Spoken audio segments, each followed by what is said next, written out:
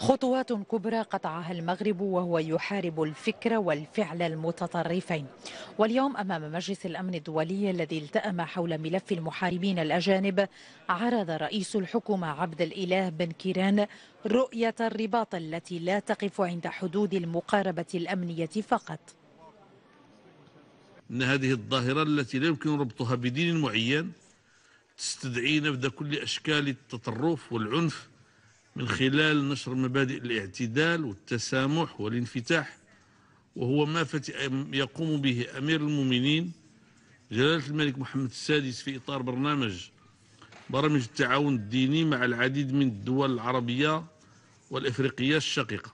وشكرا السيدة الرئيسة. رسالة الرباط هو أن المقاربة الأمنية وحدها لا تكفي، هذا كان واضحا في الكلمة بالضبط، وأنه لا بد من العمل على تصحيح الأوضاع لترجيع الشعوب إلى مناطقها الطبيعية وتنعم بالحرية وتنعم بالديمقراطية كما هو يعني حق لها بطبيعة الحال. وكذلك في نفس الوقت المقاربة الأمنية تبقى ضرورية لأن أمن الشعوب ولأن يعني أمن المواطنين في العالم كله يعني سابق على كافة الأولويات. بثقة انتزع باراك أوباما في هذا الاجتماع إجماع البلدان 15 لمجلس الأمن، فاهتمت المصادقة على قرار يلزم جميع البلدان بمتابعة مواطنيها الذين التحقوا بمنظمات إرهابية، وعقوبات تنتظر البلد الذي لا يلتزم بهذا المضمون.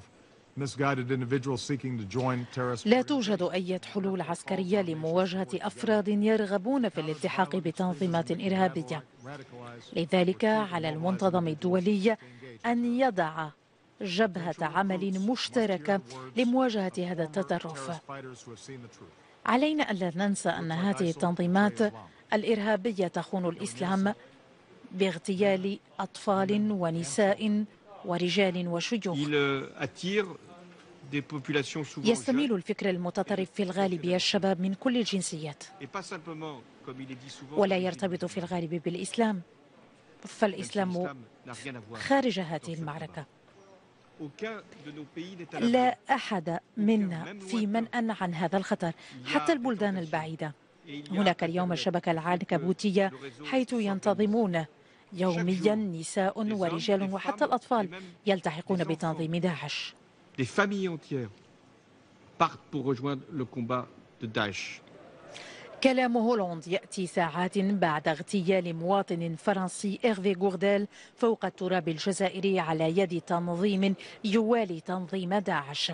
ويقدر اليوم عدد الأجانب الذين يقاتلون في صفوف هذا التنظيم، أي تنظيم داعش، أكثر من 15,000 أجنبي من 80 بلدا حسب تقديرات الاستخبارات الأمريكية.